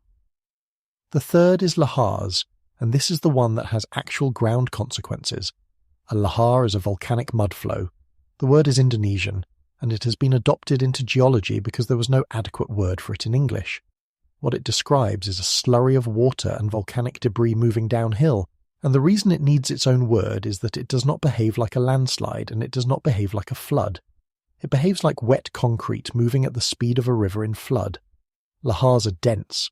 A lahar can be twice the density of clear water, which means it carries enormously more momentum for the same speed, and it can transport boulders, trees, vehicles, and structures as suspended load. They travel tens of kilometers routinely. They follow valleys, which is inconvenient, because valleys are where roads and settlements are. And here is the critical part. A lahar does not require an eruption. It requires 3 things: loose volcanic material, a slope, and water. Sheveluch right now has all 3, and it has them in abundance. 3 weeks of explosive activity has mantled the slopes in fresh ash and fragmented rock, none of it consolidated, none of it stabilized by vegetation, all of it sitting on the flanks of a steep volcano. That is a landscape primed for mobilization. All it needs is the third ingredient. Heavy rain on a fresh ash deposit does not soak in the way rain soaks into soil. Fine ash can form a near-impermeable surface layer, so water runs off rather than infiltrating, gathering in channels, picking up the loose material as it goes, and the more material it entrains, the denser and more powerful the flow becomes. It is self-reinforcing. This is not a Kamchatkan curiosity. It is one of the most reliably lethal volcanic hazards in the world, and it has killed more people than most eruption styles precisely because it can happen weeks or months after an eruption ends, when everyone has stopped paying attention, and because it can travel far beyond any zone people think of as being at risk from the volcano. For Sheveluch specifically, this threat is local. Kamchatka's population near the volcano is small, and I am not raising it because I think a village is about to be buried. I am raising it because it completes the picture of what a storm arriving at a recently erupting volcano actually does. It does not pull the trigger. There is no trigger to pull. It takes what the volcano has already put on the ground, and it moves it. And that division of labour is worth holding on to as we move into the last part of this, because it is the same division that governs everything else in the story. The volcano manufactures the material. Something else determines where it ends up. At ground level, over a few kilometres, that something else is rainfall and gradient. At altitude, over 4,000 kilometres, that something else is the wind. And what the wind has been doing with Sheveluch's ash this month is the reason a structural question about a mountain in the Russian Far East ends up being a practical question about airspace over British Columbia. Part 11. Why ash is not smoke. If you have lived through a bad wildfire season, and at this point a great many of us have, you have a mental model of what it means for the sky to fill with particles. You know the orange light, You know the smell. You know that flights get delayed when visibility drops, and that you are told to stay indoors and run an air filter. I need you to set that model aside entirely because volcanic ash is a fundamentally different substance, and the danger it poses to aircraft has almost nothing in common with smoke. Wildfire smoke is largely carbon and organic compounds. Soot, essentially, plus a soup of gases. It is unpleasant. It is genuinely harmful to breathe over time, and at high concentrations it reduces visibility. But it is soft. It does not have a crystalline structure. If it goes through a jet engine, it goes through. Volcanic ash is rock. That is the entire difference, and everything else follows from it. When magma is fragmented by decompression, the fragments that result are tiny shards of solidified lava, and critically, volcanic glass. Glass, in the sense that it has no ordered crystal structure because it cooled too fast to form one. The particles are angular. They have edges. Under a microscope, volcanic ash looks like a field of broken bottles. Now put that into a jet engine, and I want to walk through this properly because the failure mode is genuinely counterintuitive, and it is the reason this hazard is treated with the seriousness it is. You would probably guess that the danger is abrasion, that the sharp particles sandblast the compressor blades and grind the engine down. And that does happen. Ash is abrasive, and it does wear turbine components. But that is not the primary danger. The primary danger is melting. The core of a modern jet engine runs extremely hot. Combustion temperatures are well above 1,400 degrees Celsius, which is hotter than the melting point of the silicate glass that makes up much of volcanic ash. So when ash is ingested and passes into the combustor, it does not remain a solid particle travelling through. It softens, it becomes molten, and then it moves out of the combustor into the turbine section, which is cooler, and it resolidifies on whatever it is touching. What that means in practice is a coating of glass accumulating on the turbine vanes and blades, and specifically over the small cooling holes that are drilled into those components to keep them from melting themselves. The glass seals them, the cooling fails. Meanwhile, the accumulated glass restricts the flow area through the turbine, which disrupts the pressure balance the engine depends on, and the engine can surge, lose thrust, or flame out entirely. An engine that has flamed out from ash ingestion can often be restarted, and there are famous incidents where crews recovered aircraft by descending out of the ash cloud into cleaner air and relighting. But those incidents involved multiple engines failing simultaneously, aircraft descending many thousands of feet without power, and outcomes that could very easily have gone the other way. The industry did not build the current global ash advisory system because ash is a nuisance. It built it because of a small number of extremely bad nights, and engines are only the headline. The ash also does other things. It abrades cockpit windscreens, not enough to break them, but enough to frost them, and there are accounts of crews landing while unable to see forward through their own windows and having to use the small side panels. It contaminates the pitot-static system, the pressure sensors that tell the aircraft its airspeed and altitude, and an aircraft with unreliable airspeed information at cruise altitude is in a genuinely dangerous configuration. It gets into the bleed air system, which is where cabin air comes from, and produces a smell of sulfur and a haze inside the cabin. It coats and fouls electrical and ventilation systems. Now here is the part that turns a hazard into an operational nightmare. You cannot see it, and the aircraft cannot see it either. Weather radar on a commercial aircraft is tuned to detect precipitation. It works by bouncing energy off water droplets, which are relatively large and reflective at the wavelengths used. Volcanic ash particles are small, dry, and poorly reflective at those wavelengths. An ash cloud can be dense enough to destroy your engines and return essentially nothing on the radar screen. So the standard instrument for avoiding dangerous weather is close to blind to this specific danger, which leaves the human eye. In daylight, in clear conditions, a substantial ash cloud is visible as a discoloured haze, sometimes brownish, sometimes grey, and experienced crews can recognise it. But at night, it is simply invisible. And when it is embedded within ordinary meteorological cloud, which is exactly the situation described in the 20th of July advisory, it is invisible in daylight too. Read that annotation again with all this in mind. Some part of volcanic ash obscured by meteorological clouds. That is not a note about the quality of the satellite image. That is a statement that part of this hazard is currently hidden inside ordinary weather, where nobody can see it, where radar will not find it, and where an aircraft could fly into it without any indication at all. That is why the entire system is built on avoidance rather than detection. Nobody tries to spot ash and dodge it. The advisory centres model where the ash is and where it is going, publish that, and aircraft are routed around the volume entirely, with margins. Which is a good system, and it works, and it has an obvious cost. Routing around a large cloud means longer flights, more fuel, missed connections, crew duty limits, and sometimes cancellation, because the alternative route is not viable. So the operational impact of a volcanic eruption on aviation is not a story about aircraft being damaged. It is a story about airspace being subtracted. A volume of sky becomes unusable, aircraft are pushed around it, and if that volume happens to sit across a heavily used corridor, the consequences propagate through schedules very quickly. And the North Pacific is one of the most heavily used corridors on Earth. Great circle routes between North America and Asia arc up over the Pacific and in many cases near or over the Aleutians and Kamchatka, because that is the shortest path across a sphere. The volcanic arc runs through some of the busiest long-haul airspace anywhere, which is why there is an entire international infrastructure dedicated to this. There are 9 volcanic ash advisory centres worldwide, each responsible for a defined region, issuing advisories that describe where ash is, where it is forecast to go and at what altitudes. It is a genuinely impressive piece of international coordination, and it operates continuously, largely invisibly, and almost entirely without public attention. 2 of those centres matter tonight. Tokyo, which covers the western portion of the North Pacific including Kamchatka, and Anchorage, which covers the northeastern portion, the Aleutians, Alaska, and the approaches to North America. And on the 16th of July, it was Tokyo logging Sheveluch's ash at flight level 230. On the 20th of July, it was Anchorage. That handoff is not a bureaucratic detail. That is the moment the material stopped being a regional problem in the Russian Far East and became part of the North Pacific system.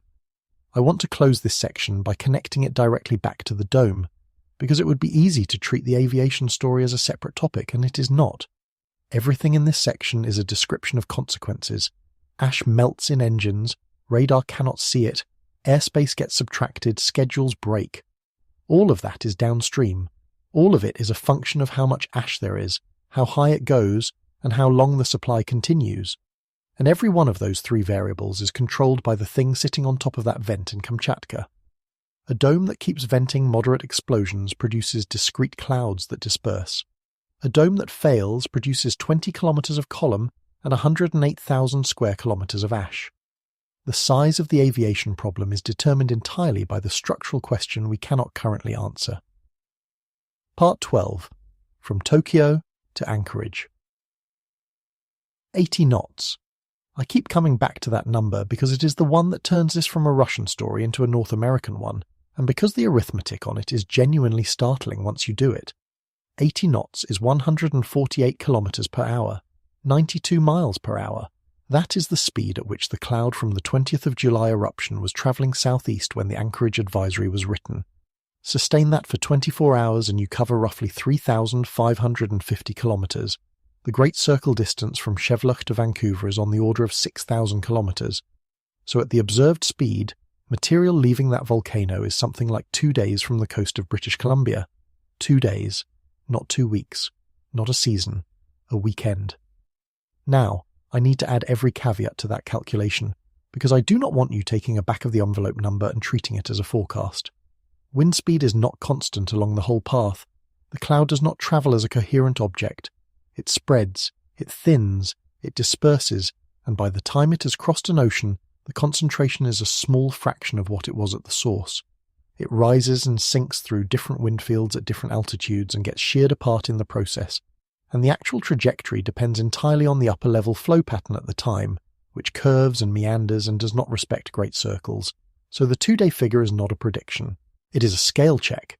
It tells you that the transit time for material from Kamchatka to North America is measured in days, not months, and that is a fact worth having in your head. And we know it is roughly right, because it happened. In April of 2023, material from Sheveluch crossed the North Pacific and reached the west coast of North America. The transport pathway is not theoretical. The reason it works is the same reason those long-haul flight routes exist in the first place, the mid-latitude westerlies. There is a persistent belt of wind at cruise altitude in the northern hemisphere that blows from west to east, and it is strongest in the jet stream, where speeds can exceed 200 knots. Anything injected into that flow gets carried east.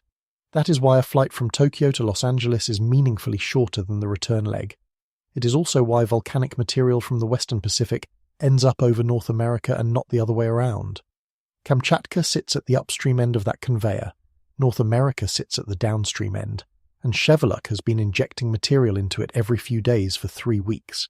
And we have a hard benchmark for how far and how fast Sheveluch's material actually travels from an event 2 years ago, because someone measured it. On the 17th of August 2024, an explosive eruption began at the Karen Dome at 11:45 in the morning.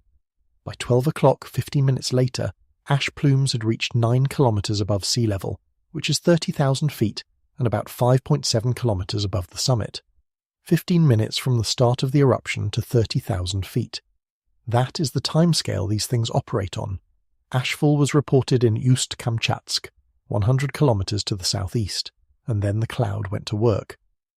By 7:20 in the evening on the 18th of August, roughly 31 hours after the eruption began, that ash cloud was 1,900 kilometers long, and its leading edge was 2,400 kilometers from the volcano.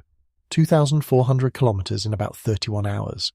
That works out to an average of roughly 77 kilometers an hour sustained across the whole distance, which is a little over 40 knots, and it is a real measurement rather than my arithmetic.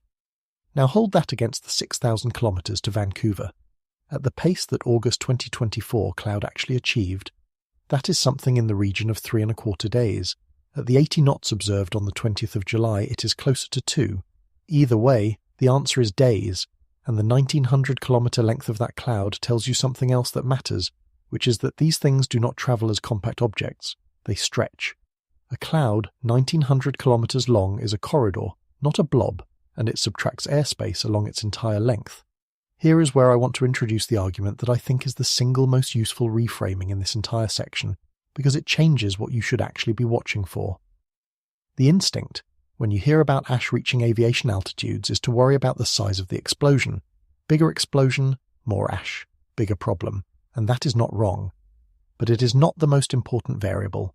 The most important variable is timing. Consider 2 scenarios. In the first, Sheveluch produces one very large explosion, injecting a great deal of material into the eastward flow, and then goes quiet for a month. That cloud travels, spreads, thins, and disperses. It is a serious event. It subtracts a large volume of airspace for a period of days, it causes disruption, and then it is over. A single pulse moving through a system.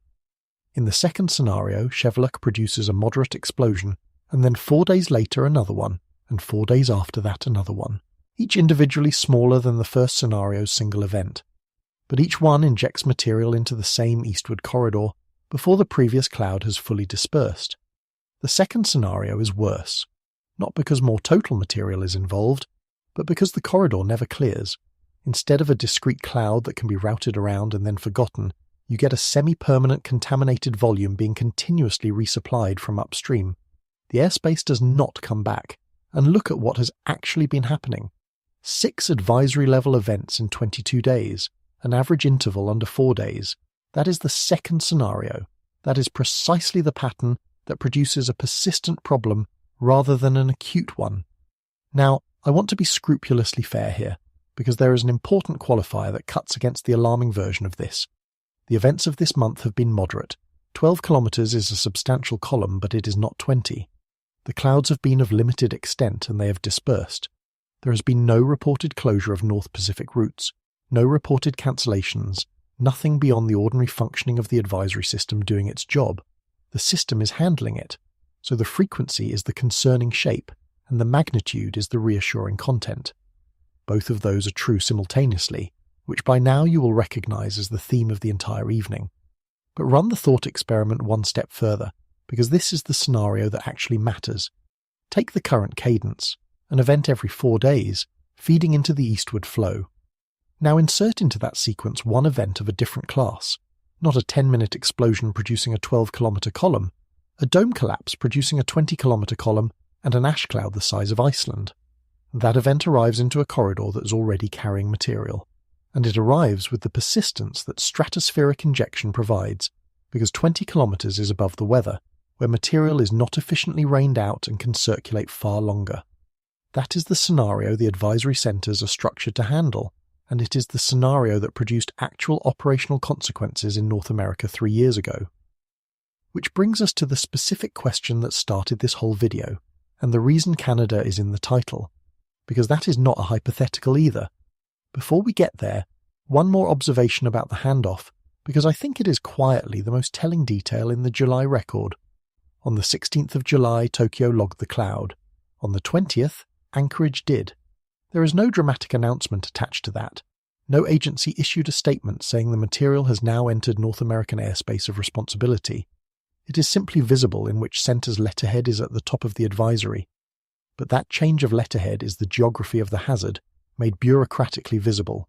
The material is no longer being tracked primarily as a Kamchatkan phenomenon by the centre responsible for the Western Pacific. It is being tracked by the centre responsible for Alaska and the approaches to North America. The cloud has crossed a line on a map that most people will never see, drawn by an international aviation organisation, dividing responsibility for watching the sky. And on the other side of that line, 4,000 kilometres downwind and about 2 days out at observed speeds, is a coastline with some very busy airports on it. Part 13. What happened to Canada? Last time. Prince Rupert and Terrace are not large places. They sit in the northwest of British Columbia, up near the Alaskan Panhandle, in a part of the province where the mountains come down to the sea and the roads are few and the weather is mostly rain. Prince Rupert is a port town of about 12,000 people. Terrace is a little larger and sits inland along the Skeena River. They are the kind of communities where air service is not a convenience, it is the connection. In April of 2023, Air Canada cancelled regional flights to and from both of them because of volcanic ash from a mountain on the other side of the Pacific Ocean. I want to let that sit, because it is the concrete answer to the question in tonight's title. Does Canada have a problem? Not tonight, and not on the ground, and I will say that as clearly as I can. But the last time this volcano collapsed, the answer was yes, in a small and specific and entirely real way, in 2 towns in northwestern British Columbia that had nothing whatsoever to do with Russian volcanism. And it was not only Canada. Alaska Airlines cancelled more than 24 flights within Alaska, citing safety concerns and explicitly referencing the risk that volcanic ash can cause a jet engine to shut down. More than 24. That is not a schedule adjustment. In a state where aviation is not a luxury but the primary means of moving between communities that have no road connections at all, more than 24 cancelled flights is a meaningful disruption to how a place functions. Some carriers also selected alternative routes for eastbound flights leaving Vancouver when the cloud reached the western coast. Vancouver International is one of the busiest airports in Canada and a major trans-Pacific gateway. Rerouting eastbound departures out of it is a system-level adjustment, not a local one. And the monitoring behind all of this was coordinated between Transport Canada, NAV Canada, and the Volcanic Ash Advisory Centre in Montreal, which is the centre with responsibility for Canadian airspace. Now, the most important sentence in this entire section. The overall impact on Canadian carrier operations was ultimately limited. I am not going to bury that, and I am not going to soften it, because it is the honest characterization of what happened, and anyone telling you otherwise is selling something. The April 2023 eruption did not shut down Canadian aviation. It did not blanket British Columbia in ash. It caused a handful of regional cancellations, some rerouting, and a period of heightened monitoring, and then it was over. That is what a 20-kilometre eruption column and an ash cloud the size of Iceland did to Canada from 4,000 kilometres upwind. Some cancellations in the northwest, some rerouted departures, minimal overall effect. I think that is genuinely reassuring, and I think it is important to say so plainly in a video with the word collapse in the title. But I also think there are 2 things worth extracting from it that are less comfortable. The first is that it establishes the pathway as real rather than theoretical. Before April 2023, if you had asked whether a dome collapse in Kamchatka could produce flight cancellations in British Columbia, the answer would have been a modelled maybe. Now the answer is a documented yes. The distance is not a barrier. The ocean is not a barrier. The pathway exists, it has been used, and we know approximately how long the transit takes. The second is about where in the range of possibilities that event sat. April 2023 was the largest eruption at Sheveluch in approximately 60 years. That is a substantial event by the standards of this volcano. But it is not the largest thing this volcano is capable of. Nowhere close. This is a mountain with at least 60 large Holocene eruptions in its record, and a caldera 9 kilometers across that it made by losing its own summit. The debris avalanche deposits covering that caldera floor were not laid down by events of the April 2023 scale. Some of them represent considerably larger failures, so the correct way to read the 2023 Canadian impact is not as an upper bound. It is as a data point somewhere in the middle of a range, produced by a significant but not exceptional event at a volcano, with a long history of exceptional events. That is not a prediction that something worse is coming. It is a statement about calibration. If a 60-year event produces a handful of regional cancellations, that tells you something useful about the scaling, and it tells you the system worked, and it also tells you that the system has not been tested near the top of this volcano's range in modern aviation history. Now let me bring this back to tonight, because the practical situation is quite different from 2023, and I want to be precise about it. Right now, there is no warning of ashfall over British Columbia. There is no advisory affecting Canadian airspace from this eruption. There have been no reported cancellations. Canada's first exposure, if any develops, would be in the air and not on the ground, and it would be an aviation routing matter rather than anything you would experience by walking outside. The material currently in the atmosphere from the 20th of July event will continue spreading and will continue thinning as it goes, and if the eruption sequence has paused, the most likely outcome by a considerable margin is that it disperses over the Pacific and nothing further comes of it. The scenario that changes that is the one we set out in the last section. Another powerful explosion entering the same eastward corridor before the first cloud has dispersed, sustaining the supply. Or, at the far end, an event of a different class altogether, which brings us back to the dome. And I want to make the connection explicit because it is the whole architecture of this story. The reason 2 towns in northwestern British Columbia lost their flights in April of 2023 was not that Sheveluch erupted. Sheveluch erupts constantly. It has been erupting continuously since 1999. It was that Sheveluch's lava dome collapsed. The structural failure is what produced the 20-kilometre column. The 20-kilometre column is what put material into the stratosphere and across the ocean. The material across the ocean is what cancelled the flights. So every element of the Canadian exposure traces back, through the whole chain, to the condition of a pile of andesite sitting on a vent at 2,500 metres elevation in the Russian Far East. And the condition of that pile is the thing that has been hidden under cloud all month, which is the note I want to end this act on before we close. We have spent this section talking about consequences that are measurable, documented, and bounded. Flight cancellations, rerouted departures, coordinated monitoring between 3 agencies, real operational effects with names and numbers attached. All of it downstream of a single unmeasured variable, 4,000 kilometres upstream, that nobody can currently see. Part 14. The measurement nobody can take. So let me take you back to the thing that started all of this.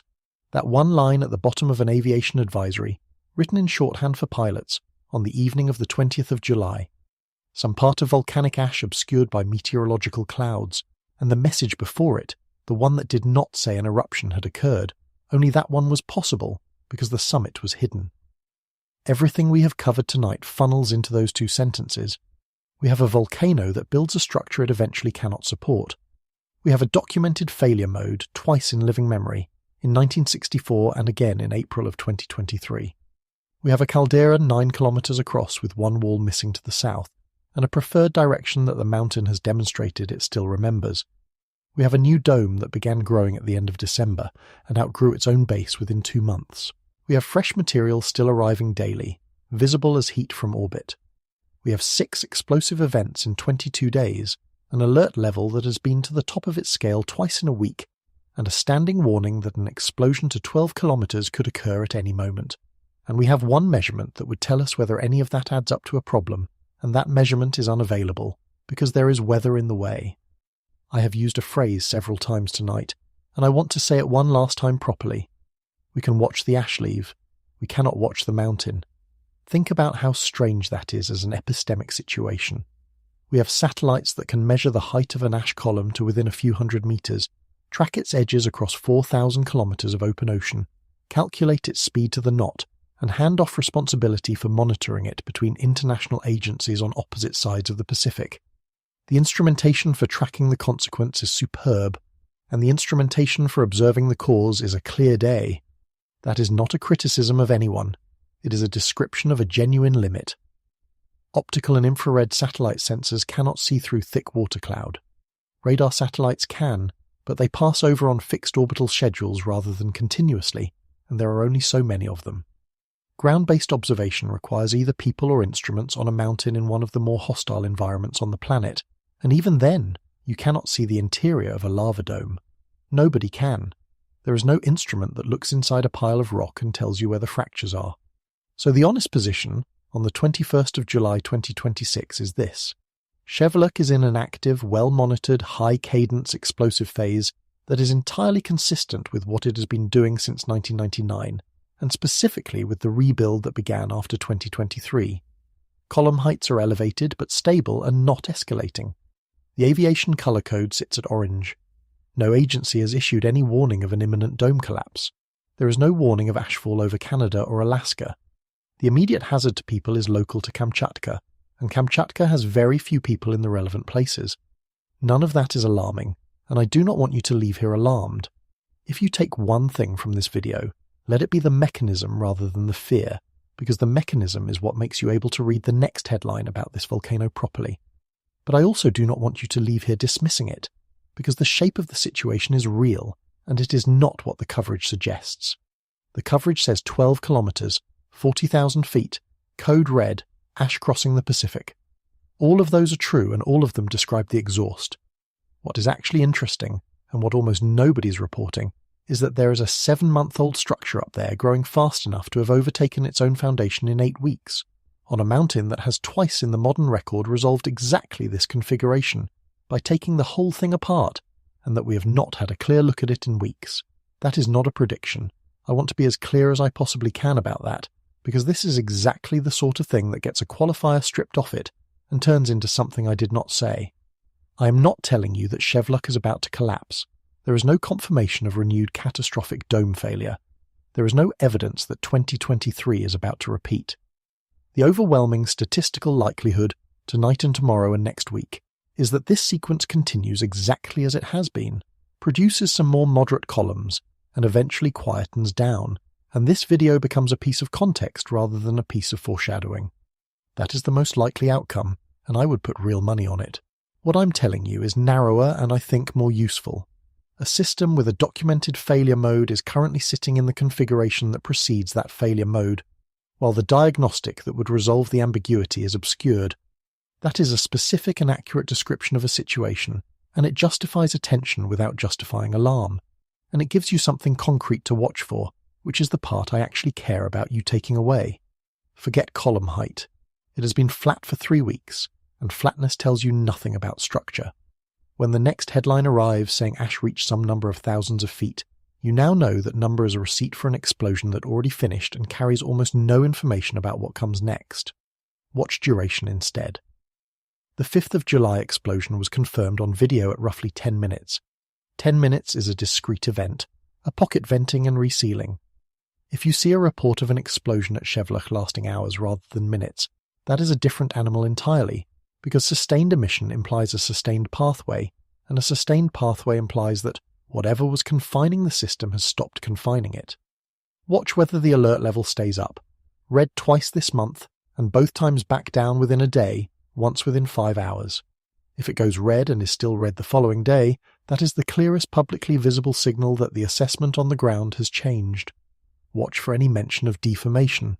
If reporting ever describes the flanks of the dome bulging, tilting or spreading, that is close to definitive, and historically it is the observation that has preceded major dome and flank failures elsewhere. And watch for the sky to clear. Because the first genuinely good optical look at that dome complex, the first clear image showing whether the December extrusion is still growing, and whether new fractures have opened across it, is the observation that answers the question this entire video has been built around. Until that image exists, both readings of the situation survive, and they will keep surviving, because the evidence we have is all about what left the volcano, and none of it is about the volcano. There is one more thing, and then I will let you go. Everything we have discussed tonight, the whole architecture of it, rests on an idea that I think is worth stating on its own. because it applies to a great deal more than volcanoes. The most consequential variable in a system is very often not the one that is easiest to measure. Column height gets reported because a satellite can produce it reliably through cloud, and because a number with the word 1,000 in it makes a good headline. Dome stability does not get reported because nobody can currently measure it. So the public conversation about this mountain is being conducted almost entirely in terms of the variable with the least diagnostic value, not because anyone is being dishonest, but because that is the variable that is available. And that means the story everyone is telling about Sheveluch this month, the story about ash and altitude and airspace, is technically accurate in every particular, and is also, in the way that matters most, about the wrong thing. The right thing is a pile of rock at 2,500 meters that has been growing since December, that nobody has had a clear look at in weeks, and that this mountain has twice decided to send south. So here is where I will leave you tonight, and it is a question with a real answer that we will get, eventually, one way or another. The clouds over Kamchatka will break at some point. Someone will get a clean image of that dome, and when they do, they will be able to see whether the thing that has been throwing ash into the North Pacific every 4 days for 3 weeks has been steadily emptying itself out, or steadily taking itself apart. The question is not which one it turns out to be. The question is whether that image arrives before the mountain tells us the answer itself.